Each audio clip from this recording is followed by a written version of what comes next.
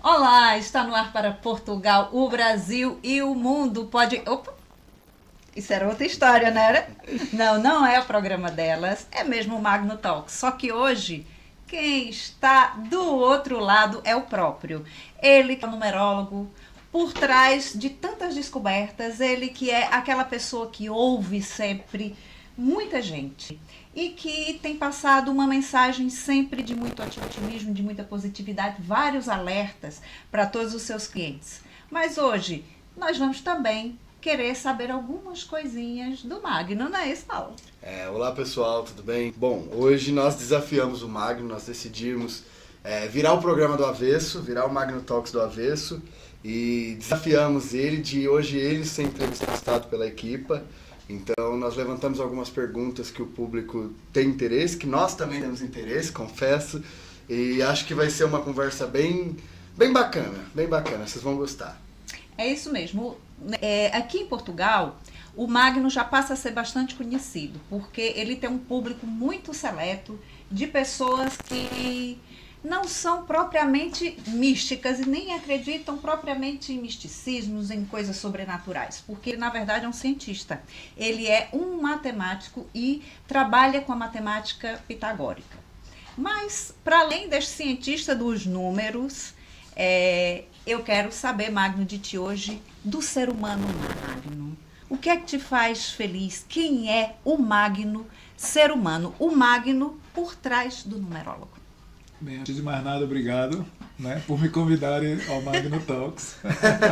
Seja bem-vindo! Bem-vindo! Bem, eu acredito que todos na vida temos que deixar uma marca. Todo mundo sabe que a minha crença absoluta é de que a vida ela é eterna e que tudo que vivemos a cada vida é um período muito curto na história do espírito. Não importa se você vive 30, 40, 100 anos.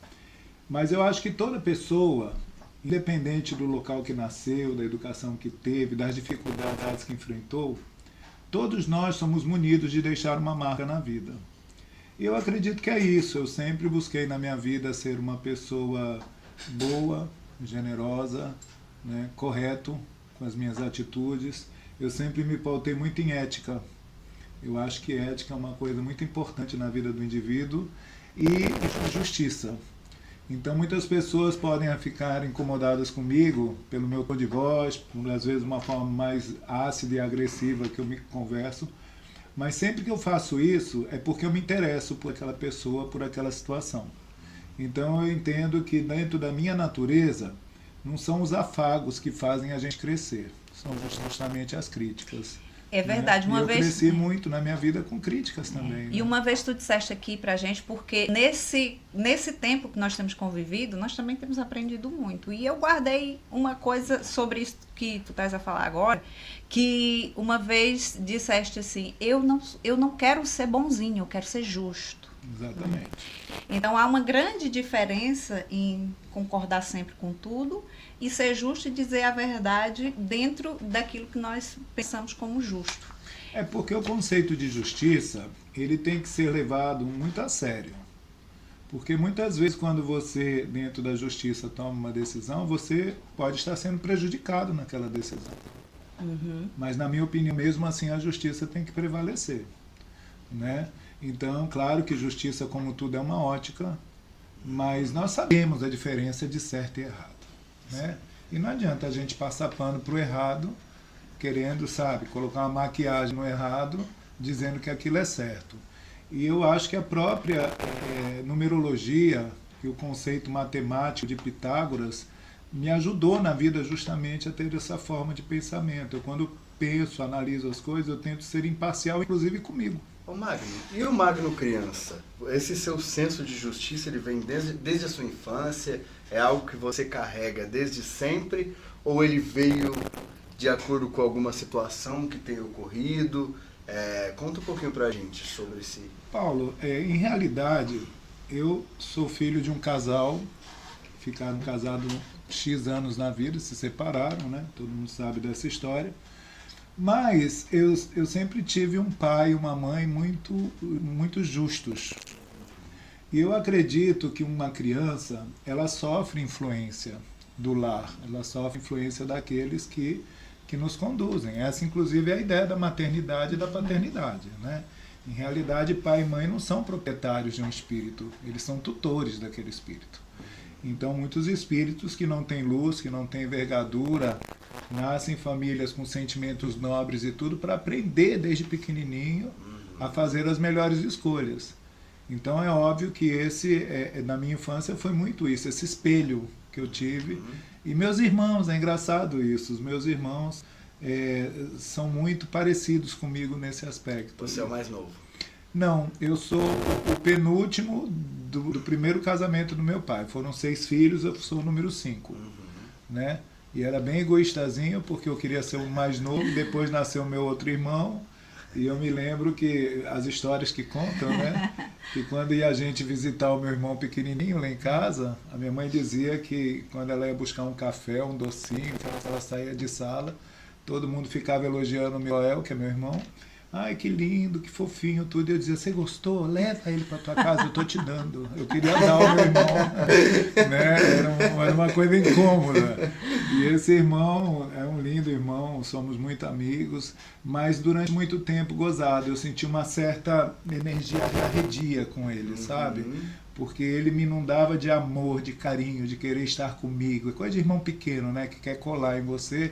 E eu não queria aquilo ali, não queria entrosamento, mas hoje, como pessoas adultas que somos, é um irmão que eu tenho uma relação maravilhosa com ele, maravilhosa. Sim, a relação se desenvolveu. Se desenvolveu, Eu sempre fui uma criança diferente dos meus irmãos, entendeu? Em muitas coisas. Ô Magno, e já que eu te perguntei da infância, quem que o Magno criança queria ser quando crescesse? Olha, em realidade, eu acho que eu não tinha... o meu pai dizia que eu queria ser médico, né? Essa é a história que depois eu conto da adolescência. Mas, não, eu não tinha assim, uma ideia de uma profissão, de uma coisa que eu queria ser. Eu acho que eu vivi bem a minha infância, eu lia muito, né? Que eu sou filho de pai e mãe que leem muito, liam, né?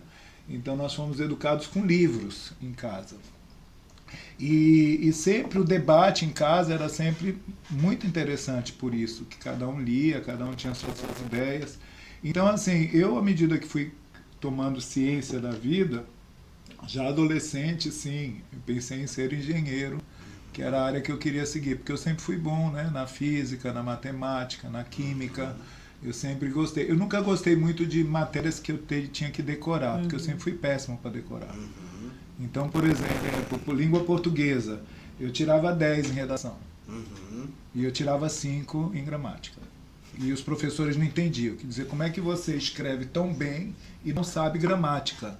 Eu digo, é porque gramática eu tenho que decorar. Escrever, eu leio muito. Então, eu sei o certo e o errado. O som da palavra eu consigo detectar, entendeu? Por isso que eu tenho esse olhar clínico. Às vezes, com uma letra que falta uma coisa, eu sou meio obcecado.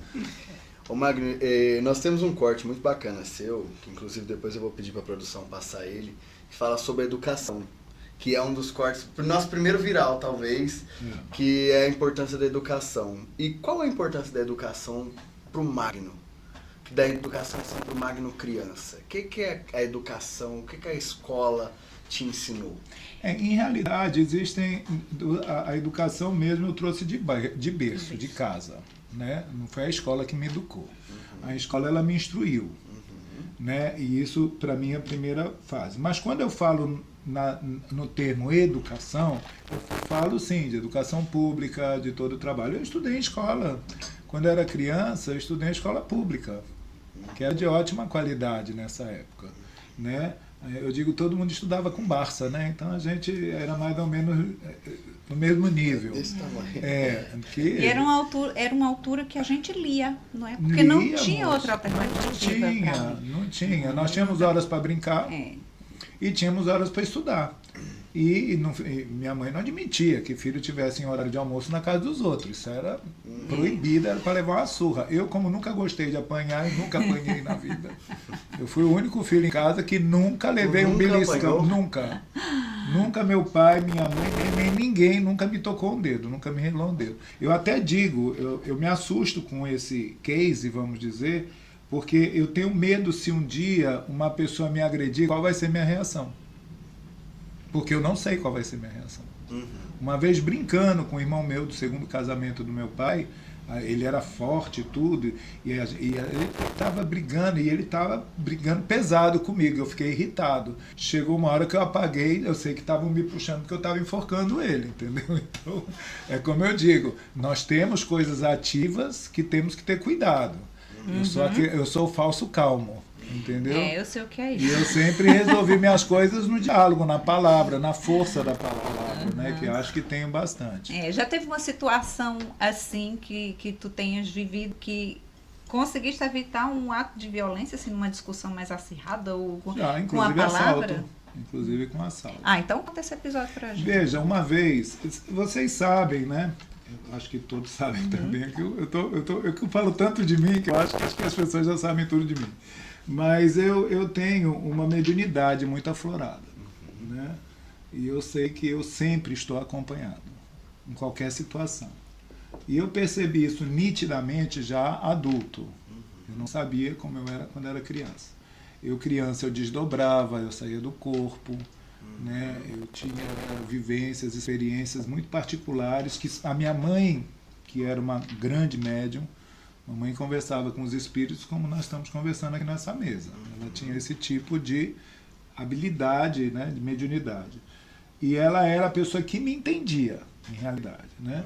Então, dentro da minha mediunidade, eu me lembro que uma vez, eu tinha uns 17 anos, 16 anos, eu tinha ido para uma festa com a minha irmã e eu morava em Belém do Pará nessa época, era num lugar chamado Icoraci. Um lugarzinho próximo a Belém, 20 quilômetros, que hoje é uma cidade que tem muita gente, mas era chamado de Vila Sorriso quando eu morei lá. Estou falando década de 60, entrando década de 70. E eu saí dessa festa, né? E eu tinha bebido. E eu me lembro que eu fui andando numa rua escura, porque o Pará ele é cheio de mangueiras, né? Tem muitas mangueiras assim. E era tarde, era como às 3 horas da manhã. Eu não tinha 16 anos, eu minto, eu tinha 18 anos, porque minha mãe não admitia que eu saísse antes dos 16 anos. Ela era muito rude com isso, para festa, para essas coisas. E eu tinha bebido. E aí, quando eu saí, 2 pessoas tentaram me assaltar. E nesse assalto, eu não perdi 100% da consciência, mas eu dei um grito muito forte. E eu acho que eu tive alguma manifestação, porque eu via o bandido com a faca, não era revólver, querendo me roubar, e eu sei que teve uma hora que os 2 arregalaram o olho, quando me olharam assim, eles saíram correndo como o diabo foge da cruz. Então eu até acho que alguma entidade se colocou ali na frente daquela situação. E teve também, já adulto, quando eu trabalhava em empresas, eu estava morando na Venezuela, estava dando um treinamento para um grupo de umas 40, 50 pessoas na área comercial, que eu fui diretor comercial nessa empresa, e das pessoas treinadas, eu fazia perguntas e trabalhos com esse grupo, e ele se incomodava, e ele tentava falar, e eu disse, olha, quem está dando treinamento aqui sou eu, não é você. Ele queria aparecer na história. E ele ficou bravinho. E nisso ele puxa uma pistola e me aponta essa pistola na minha cara. Eu simplesmente fiquei olhando para a cara dele e disse assim, atira seu filho numa puta. Se você é macho, aperte esse gatilho. Comecei a colocar. Ele começou a tremer, que esse cara depois baixou essa arma, começou a chorar e saiu correndo da sala como se... Sabe? Então eu digo que às vezes na vida, e olha que eu não sou um cara corajoso para esse tipo de atitude, eu jamais faria isso dentro de uma forma, vamos dizer, consciente. Mas eu já me livrei de boas situações assim, utilizando a palavra, sem contar discussões, né? Às vezes eu quando discuto, que eu estou muito bravo, a pessoa não fala. Eu sei. Ela não fala. Ela não fala porque eu sou muito detalhista. Eu monto muito rápido um quebra-cabeça mental e eu pego nos pontos que eu sei que eu estou incomodando aquela pessoa. Mas sabe o que eu acho, Magno? Eu acho que você é uma pessoa muito diplomata. Porque até numa discussão você sabe entrar e sair sem ser desrespeitoso. Com certeza. Eu acho que é aí que entra a educação na sua vida e esse senso de justiça. Exatamente. Porque eu acho que quando você perde o respeito pela pessoa, seja em qualquer circunstância que seja, eu acho que discussões, elas fazem parte das relações humanas e quando não fazem parte, não existem. Mas eu acho que discussão tem que ser uma coisa positiva. Quando ela existe, entendeu? Tem que buscar um caminho. Porque eu, assim, Paulo, eu já dirigi muita gente na minha vida, né? Eu tenho uma carreira, não só como numerólogo, mas como empresário, como executivo de empresas que eu fui. Né? Então, assim, eu sempre conduzi pessoas, eu sempre preparei pessoas para o mercado, eu sempre trabalhei na área comercial, na área de treinamento, de ensinar técnicas, sabe, para as pessoas tirarem proveito. E eu sempre gostei, como desafio, enquanto os meus pares buscavam pessoas com experiências para trabalhar, eu sempre gostei de diamantes brutos. Eu gosto de lapidar pessoas. E como eu comecei dos 20 anos a estudar autodidata a numerologia, eu aplicava a numerologia para ajudar cada pessoa no seu desenvolvimento, mas sem revelar de que eu sabia numerologia. Agora, por falar nisso, de onde é que surgiu esse insight de tu começares a estudar por conta própria a numerologia, descobrir a Pitágoras e descobrir esse universo todo que é tão surpreendente? Eu sei porque tu já fizeste a numerologia do Paulo também, e até com algumas numerologias assim muito rápidas, tu fizeste aqui para convidados, a gente vê a surpresa das pessoas, a gente sentia que tu, através dos números, consegue desnudar a alma das pessoas. Os números falam, né? E inclusive, desde a infância, tu pelo menos para mim, falar as coisas da infância, que a tua infância foi assim. De onde é que surgiu isso? Tu achas que isto é algo que a espiritualidade te apontou como vocação? Ou foi mesmo algo que já estava ali dentro? Porque todos nós temos uma vocação na vida. Todas as almas velhas, que é o meu caso, a alma velha, ela é um código também matemático. Ok? Ninguém vai dizer, eu sou alma velha. Eu tenho que ver no mapa se é mesmo. Entendeu? Porque uma alma velha não é uma alma de ancião. Sempre as pessoas têm uma dúvida que acham que é alma velha porque o outro é mais velho. E não é isso. A alma velha está conectada a despertamento, a consciência. Então vamos supor que num período de 1000 anos, uma alma reencarne 4, 5 vezes. Uma alma velha vai reencarnar 15, 20 vezes. Ele vai morrer e volta para a fila da reencarnação. Então ele tem mais experiência no plano físico, nesse plano que a gente vive. São almas professoras. Então isso é uma alma velha. Ela não tem mais tempo, mais registro que outros. Vamos dizer, se tivesse uma linha do tempo. Não é isso. Mas ela volta. E dentro... Porque o que é o plano físico? O plano físico é uma escola. A gente vem para cá para estudar. A gente vem para cá para aprender, a gente vem para cá para exercitar. Desde o momento que você dá seu berro lá no momento do seu nascimento até teu último suspiro, você está do primeiro ao último dia da sua história que você está construindo nessa vida. Então as almas velhas somos assim, nós somos pessoas que temos um compromisso, só 10% da população do mundo é alma velha, então não é tão pouco, é bastante gente. Mas a alma velha, ela traz inclusive profissões de vidas passadas. Então quando você vê uma criancinha de 3 anos tocando piano, sabe, e que tem aquele ouvido, aquilo é uma alma velha que durante 10, 20, 30 encarnações estudou piano, aprendeu como todo mundo aprendeu. Só que como ele foi praticando vida após vida, chega um momento que ele nasce com o dom, com o talento. Então não existe, por isso que eu sempre digo, as pessoas às vezes, Magno, não existe pessoas virtuosas. A virtuosidade ela é construída como qualquer coisa que você começa a construir na sua vida. Sim. É com experiência. A gente vê muito isso em atividade física. Pessoas que têm uma disposição a esporte, a tudo. Eu tive que aprender nessa vida a fazer esporte, a me motivar. Não nasci em família de tudo, então, sabe? Então, bem, eu respondi sobre a questão... como surgiu? Como surgiu o índice de Surgiu interesse? aos meus 19, 20 anos de idade, um presente que eu ganhei de uma amiga. Eu fui visitar uma amiga minha taróloga, que fala pelos cotovelos, e ela, a Celeste, uma pessoa que eu amei assim na minha vida, porque foi uma grande professora que eu tive na minha vida de espiritualidade. Ela era muito genial, estudiosa. Eu acho que ela foi uma das pessoas, além da minha mãe, que mais despertou o meu interesse pelo espírito. E aí ela estava lá, antigamente, né, não tinha WhatsApp, não tinha telefone para você marcar. Você ia lá, tocava campainha, se a pessoa estava em casa, ela mandava entrar. Era assim que funcionava o negócio, né? E eu fui lá, bati na porta da casa dela, ela falou, entra rápido, não sei o que. Eu falei, tá, entrei, assim, ela agoniada. Ela disse, olha, eu atendi o interfone, mas é que acabou de entrar um cliente aqui e eu vou atendê-lo. Você é da casa, fica aí à vontade. Aí tá, como eu sabia que ela ia falar, eu já fui buscando um livro, uma televisão, uma coisa para fazer, né? E aí eu vi um livro de numerologia, capa preta, que eu tenho esse livro até hoje, né? E aí eu olhei aquele livro e comecei a folhear. E falei, nossa, interessante.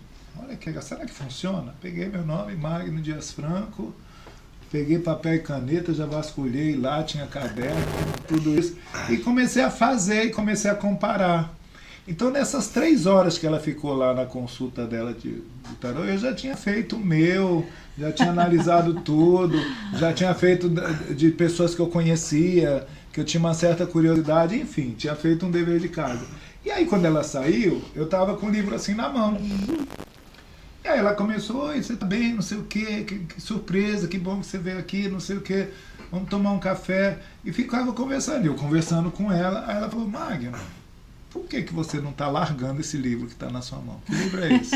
Aí eu mostrei, é esse, olha que legal, né, esse livro. Você está estudando isso?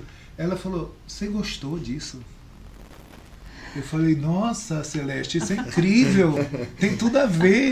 Ela falou, Magno, eu ganhei esse livro da minha filha, eu já tentei ler 10 vezes, eu não consigo compreender, eu achei muito chato, muito não sei o quê. Aí ela falou, mas já que você gostou tanto, pronto, esse livro não era para mim, era para você, me deu de presente. Então a numerologia ela entrou como um chamado na sua vida. Chamado. Agora, claro que eu entendo hoje, né, de que eu já tive reencarnações várias como numerólogo. Porque isso é o despertamento. Se você tem um certo dom, um certo talento, se você não cruzar com uma oportunidade, esse talento ele não se expressa. Então eu acho que naquele momento eu já tive um despertamento e esse livro me acompanhou muito e foi a época que eu comecei minha vida de profissional, porque eu só comecei a trabalhar com 20 anos de idade também. Eu comecei a trabalhar, não tem aquelas histórias tristes que passei fome, que não sei de que, não sou de família rica, mas a gente sempre, antigamente, você poderia, não tinha esses luxos que tem hoje, né? Então era comida, era o aluguel para todo mundo, era comida para todo mundo. E minha mãe sempre foi uma artista, uma mulher incrível, e foi assim. E eu acredito, que te conhecendo pelo que eu te conheço, e acredito que isso é muito da sua essência, então a essência a gente não muda, né? A gente só evolui. Exatamente. Eu acho que você... Isso, me corrija se eu estiver errado. Quando se descobriu o numerólogo, você encontrou uma missão de vida que você podia fazer pessoa. Porque uma profissão correta hoje é que faz o mundo um lugar melhor. E a sua profissão, ela faz pessoas se sentirem melhor, ela encaminha pessoas que estão um pouco perdidas. Eu falo porque a consulta numerológica que eu fiz contigo no final do ano passado, ela abriu muito os meus olhos para entender como seria esse ano e tudo. E às vezes eu até te mando áudio, Magno, ó, quando que isso vai acabar, pelo amor de Deus? Então, eu acho que, te conhecendo da forma que eu te conheço, acho que a numerologia ela entrou como uma missão de vida de impactar o mundo, de fazer do mundo um lugar melhor. É mais ou menos por aí, Magno? Olha, Paulo, eu sou bem honesto em lhe dizer que se todo mundo soubesse numerologia, o mundo já seria melhor. Porque você entenderia o princípio do pensamento pitagórico, que é o princípio de causa e efeito, de uma forma prática, né? Então, assim, a numerologia, ela para mim, em realidade, ela não entrou nesse aspecto que você colocou. Ela entrou por um aspecto de que eu era um jovem de 20 anos, mas eu tinha muitos conflitos internos.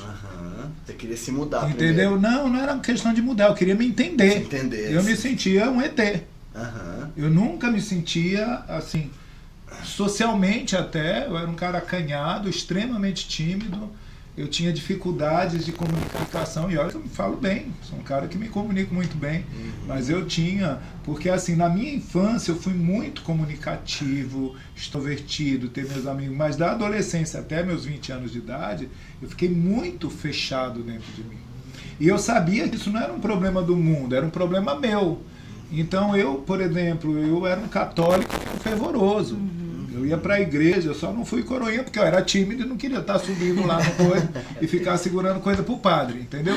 Mas eu adorava ir para missa, rezar terço, fazer o terço, fazer promessa. E na minha família, eu não venho de uma família tipicamente católica. A minha mãe sempre foi católica, mas eu não lembro da minha mãe uma vez na vida numa igreja. A mamãe tinha a Bíblia, rezava todo dia e Nossa Senhora de Fátima lá em casa, que era com quem ela ali batia o papo dela e conseguia coisas incríveis com Nossa Senhora de Fátima, né, como devota. Então, assim, o que aconteceu foi isso. A numerologia, ela... Porque, assim, Paulo, 99% das pessoas que me procuram, elas pagam para saber do futuro. E às vezes nem sempre... Não tem às vezes. O principal da numerologia não é isso. É o autoconhecimento. Que está no passado. Porque não adianta você projetar o seu futuro se você não sabe o que você quer. E a numerologia desmistifica os quereres que muitas vezes nós temos.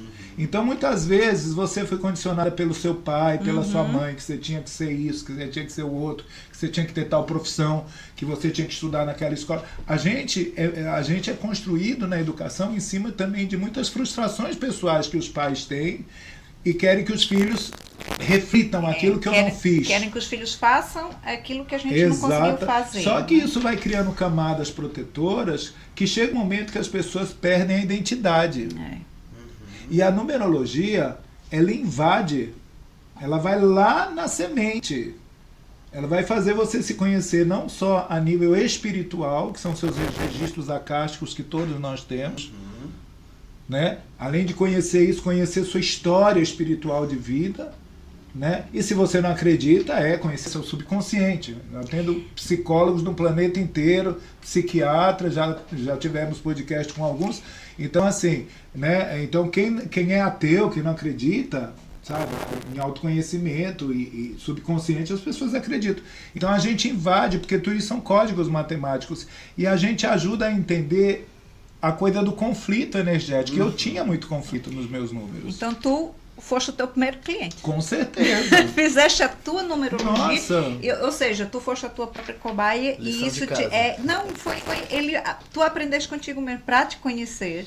Tu pegaste aquele livro naquele dia que estava predestinado para ti e dali tu travaste o teu percurso no caminho do autoconhecimento. Exatamente. E foi assim, o marco... E abriu porta para tudo na exato. minha vida. A partir disso eu comecei a trabalhar, eu comecei a produzir, eu ocupei cargo de gerência e diretoria nas empresas que eu passei, eu me descobri um excelente comunicador, eu entendi minha timidez, do que se tratava essa timidez, que eram certas inseguranças e medos que eu sentia, que tinham que ser superados. Eu gosto muito de conversar contigo porque tem os céticos, né, que não acreditam naquilo que não conseguem explicar, defendem que é só a ciência, é só a matemática e tudo. Nós já estamos a falar de ciência pura. Lógico. E o código pitagórico, quem lê um pouquinho sobre Pitágoras e tudo, ele traçou praticamente a arquitetura do mundo. Pitágoras. Desde uma folha, desde uma maçã, tudo tem matemática. E tudo é baseado na natureza. Na natureza. No próprio movimento do universo. Como nós, sendo centelhas desse universo, tudo tem explicação pela natureza. Os ciclos são calculados pela natureza. Então, na natureza, você tem tempo de semear. Você tem tempo de germinar, você tem tempo de ver crescer, você tem tempo de florescer, e você vai ter o tempo da colheita. Agora, quando você quebra esse processo, não adianta querer a colheita. É só você pular o terreno do vizinho e pegar lá do outro, porque você não plantou. Então, isso que é a causa e o efeito, é a consequência. Então, muitas vezes na vida, a numerologia, ela educa a pessoa a frear um pouco, porque pessoas que são muito criativas, né, elas o tempo todo estão gerindo ideias, e elas às vezes quebram a cara em 2, 3 ideias que têm, e elas se tornam covardes ou mal vistas. E eu consigo provar que muitas vezes não foi incapacidade que ela teve, Ela simplesmente acionou aquilo no momento errado da vida dela. Ou seja, pulou as etapas Ela naturais entendeu? Então ela precisava ter guardado aquele projeto numa gaveta por um tempo, falar, não, agora eu estou amadurecido para colocar esse projeto em pauta e vai dar certo. E dá. Eu tentei, a gente quando estuda muito numerologia, a gente tenta burlar os números. Né? O ser humano ele é assim. Nós não somos robôs, né? E a natureza humana tem isso de belo e de bonito. Então houve um momento na minha vida que eu ia muito bem na minha carreira executiva, muito bem mesmo, e eu tive um estresse, uns piti, umas coisas, e resolvi abrir minha empresa. Numerologicamente, eu não estava abrindo minha empresa no momento que eu deveria abrir minha empresa. A empresa cresceu? Cresceu. Porque assim, eu sou uma pessoa dotada de muita força. E eu tenho uma personalidade muito forte. E eu não me torno refém de ninguém na minha vida. Então eu sempre uso a minha inteligência, que sei que tenho, em benefício próprio. Benefício daquilo que eu tenho que conduzir. E como a vida inteira eu conduzi pessoas, desde o meu começo de carreira, eu sempre percebi que as minhas decisões e minhas escolhas iriam refletir na vida deles. Então eu sempre fui muito cauteloso nas escolhas que eu faço. Sabe? Então quando eu entrei na vida empresarial, que tive sucesso, eu tive uma empresa boa, com ótimo movimento, muita gente vai ver esse podcast aqui, sobretudo o pessoal do Brasil, que me conhece da fase que eu trabalhava com odontologia, que eu trabalhava com equipamentos de alta tecnologia. Eu fui precursor dessa área no Brasil, né? Eu trabalhei numa empresa que foi a primeira empresa no Brasil a trazer tecnologia mesmo avançada na área odontológica, e eu era um grande vendedor de tudo isso. Então, esse trabalho que a gente realizou foi me dando muito, vamos dizer, muita imagem. E essa imagem, as pessoas me viam, tanto que quando minha empresa quebrou, né, eu tinha muitos convites. O que mais tinha era empresa falando, pega o Magno, cata o Magno, que nem jogador de futebol. Só que quando minha empresa quebrou um sonho dentro de mim. Porque eu nunca sonhei em ser numerólogo. Esse que era o contraste. Eu sempre amei numerologia, mas nunca quis ser um numerólogo. Então, foi dentro da minha quebra, aos 40 anos de idade, né, que eu entendi de que aquele era o momento que Deus havia me tirado tudo, absolutamente tudo. Me tirou um relacionamento de anos que eu vivia, me quebrou minha empresa, até o carro que eu tinha, a gerente do banco, que tinha liberdade para fazer as renovações de seguro, esqueceu de renovar o seguro do meu carro, ele foi roubado. Eu fiquei, gente, olha, eu juro para vocês, eu fiquei pelado. A vida me tirou, assim, em 2, 3 meses, absolutamente tudo. Chegou um momento que eu só ria. Já ficou apático? Não, porque eu disse, não, é incrível o que está acontecendo. Aí foi quando eu fui buscar ajuda espiritual, e por aí a gente seguiu as orientações do espírito, né? De que eu já estava maduro, sim, o suficiente para encarar uma carreira como numerólogo. Magno, uma vez tu disseste aqui pra gente que esse ano era um ano de número 9, né, e que era um ano, assim, muito intenso. Né? E eu tenho visto muita coisa acontecer, muitos relacionamentos a chegarem ao fim, muitos ciclos a chegarem ao fim. Muita gente surtando. Muita gente surtando, e tu já tinhas falado com a gente sobre isso aqui. E então, esse é o meu depoimento de ver que a gente está aqui já chegando no final do ano, né? E a gente vem constatando que é um ano complicadíssimo, mas em muitos setores, desde o setor profissional, setor do sentimento, do emocional. E eu pergunto, assim como tu tiveste que cair para se reerguer, esse é um ano também para isso? Para a humanidade, sim. Porque esse ano ele é um ano que ele rege a humanidade, o planeta. Eu até digo, a humanidade ocidental, né? Onde nós somos regidos pelo calendário ocidental. Né? Então nós estamos em 2025 e é nisso que o mundo, comercialmente, tudo se ampara. Então essa egrégora do número 9 que a gente está vivendo, ela é uma egrégora de muito cansaço. de muitos desafios. O 9 representa a loucura, ele representa as revoluções. Então o planeta ele está totalmente em balbúrdia. Então o que acontece? Como a energia do número 9 representa o todo, todas as áreas da vida estão sendo mexidas.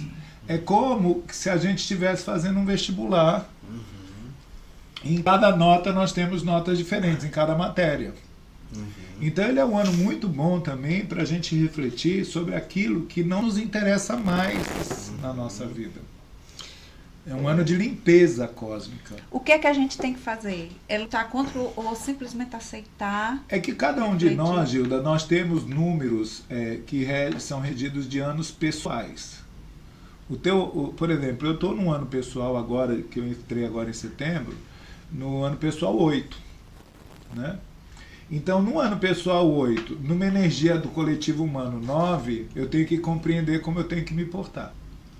Então, para cada pessoa também tem as orientações, não dá para fazer uma coisa muito genérica.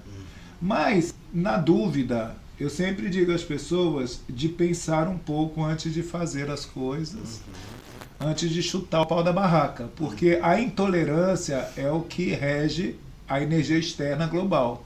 Então, intolerância contamina. Então, se você é intolerante com seu marido, ele vai ser com você, o teu filho vai ser com a irmã, não sei o que, quando você vê, tá todo mundo ali em pé de guerra. Então, a gente não pode perder o equilíbrio mental. Sim.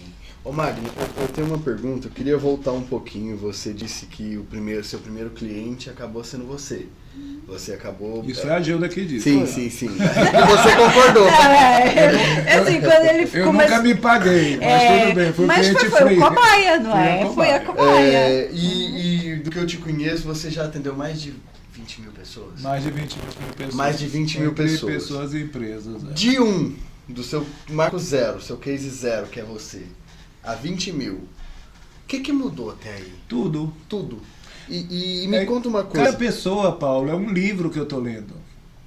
Cada pessoa é uma história nova que entrou na vida.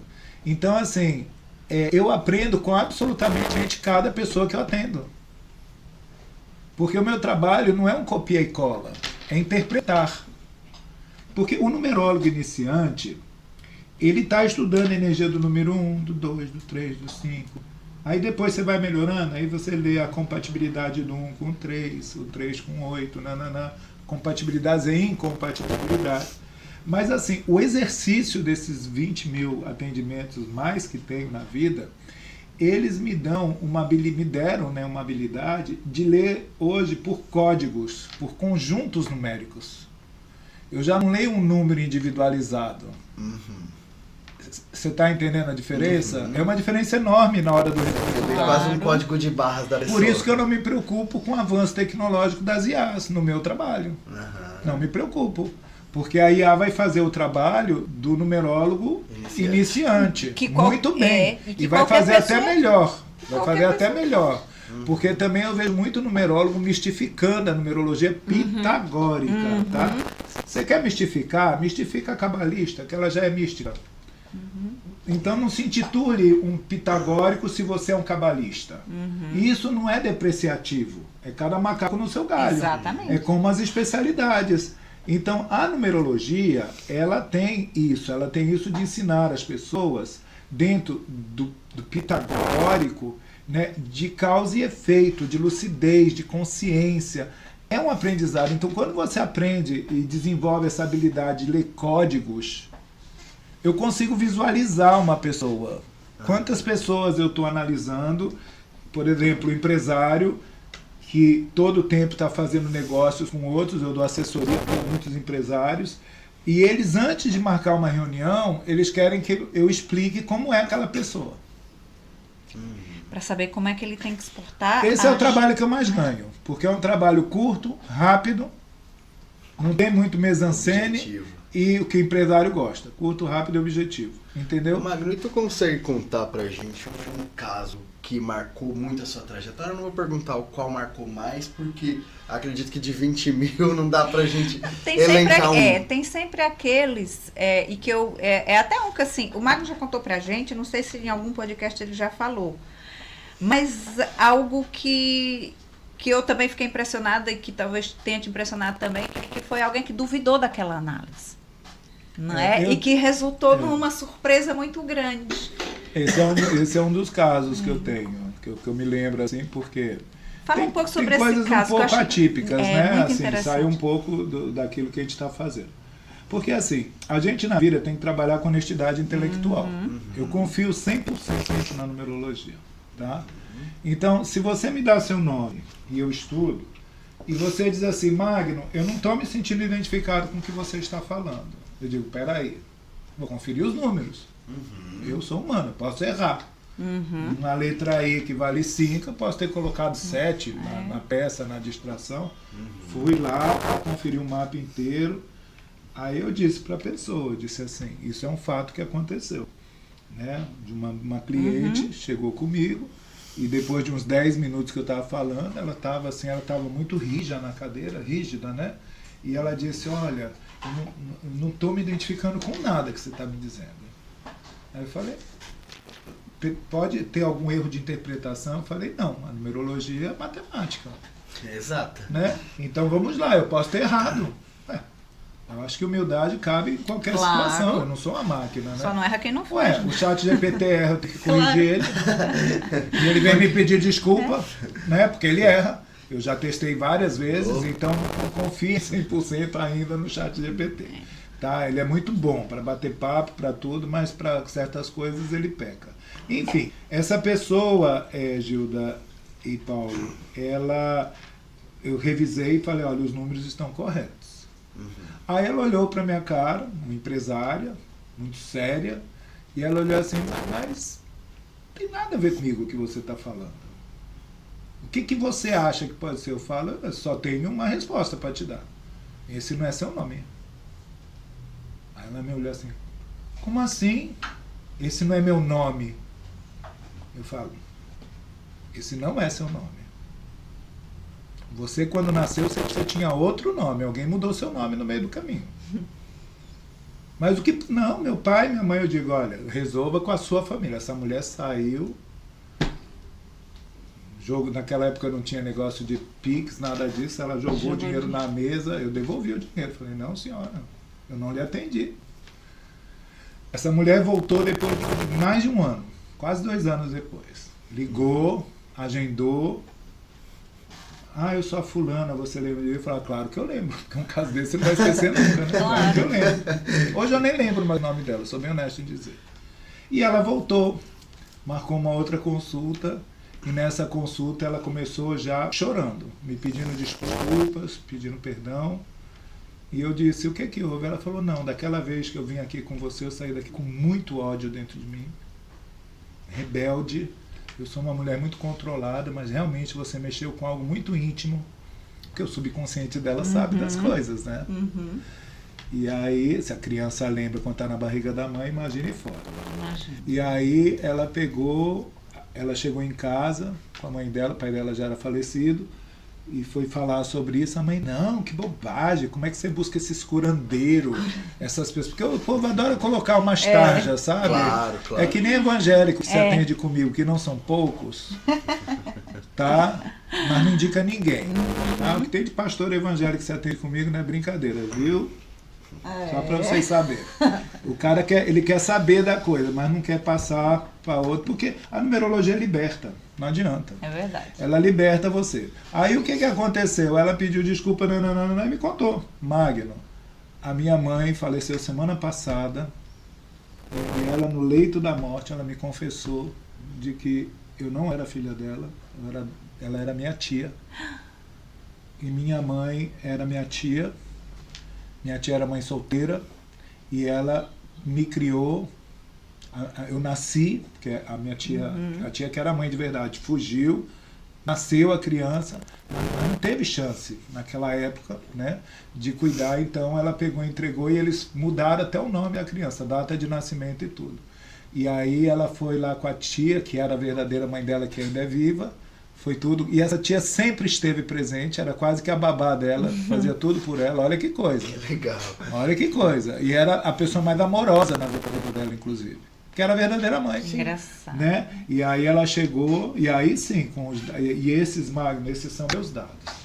Aí eu fiz o mapa, foi outra história. Aí ela ficou emocionada, tudo, e eu gostei também porque ela pagou 2 consultas.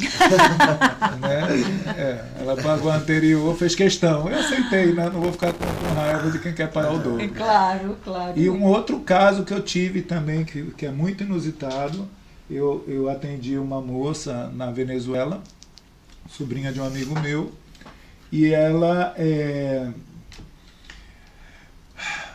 estava... Eu tenho muito cuidado com as palavras, sobretudo quando é uma pessoa muito jovem. As pessoas adultas eu sou mais, né? Direto, não porque é? é adulto. Né? Agora é uma pessoa assim dos 17 anos e tudo. E eu percebi que ela tinha uns desequilíbrios, algumas coisas. E eu vi a origem desses desequilíbrios. Eu vi que aquela menina havia sido assediada na infância, né? Mas e ela tinha um problema de uma rejeição com o pai dela. Só que quando ela não me revelou nada sobre isso, né? Ela tomava tarja preta, vivia no psiquiatra, não sei o quê, porque ela tinha uma rejeição por esse pai. E esse pai amorosíssimo, aquele pai, sabe, que fez tudo por essa filha, melhores escolas, amor, e ela não gostava nem... Aí, para você ter ideia, eu fiz esse trabalho com ela, essa menina ficou também muito incomodada com o que eu havia dito, porque eu digo, às vezes você vê assédios que não se concretizam da forma que a gente entende assédio. Assédio verbal, assédio, mas tudo é a percepção de quem recebe. Entendeu? Então, ela tinha uma sensação de que o pai dela havia abusado dela. Mas pelo mapa do pai eu sabia que esse pai não tinha abusado dessa filha. Ela que considerou. Ela que considerou, porque quando era criancinha, né, ela era muito apegada ao pai, vivia no colo do pai, o pai brincando com ela. E a mãe dela, a avó dela, muito cheia de preconceitos e pudores, começou a dizer, não, uma menina não senta no colo de um homem, não sei o quê. E ela era pequenininha, tinha 4, 5 anos, então aquilo foi gerando uma situação que toda vez que o pai puxava para tê-la, ela lembrava da avó, ela sentia aquela coisa, aquela aversão. E aí isso daí também foi um trabalho bem bonito, que ela parou de tomar remédio, ela voltou, reatou com o pai dela, que era uma coisa que ela tratava bem, porque tipo, Magno, ele não me dá motivos. Né? E é muito chato. Vai ela entender que lá na infância dela existe alguém que provocou bloqueio que surgiu. Bloqueou através então quem assediou em realidade ela não foi o pai, foi a avó. Ela foi assediada, mas pela avó. Trabalho, eu tento não levar a espiritualidade não, como mas no orientação. Teu caso, como é que tu te preparas para a próxima eu acho que o candomblé, veja bem, o candomblé é a maior escola de magia do planeta. Nada é como o candomblé, né? Com as suas raízes africanas, com tudo isso. Assim como o kardecismo é a maior universidade do espírito que existe, o candomblé é a maior escola de magia. E magia, existe a magia que salva, a magia que cura, a magia que prospera, e existe a magia que mata, que derruba, que aleja. Então, assim, é conduzido por pessoas.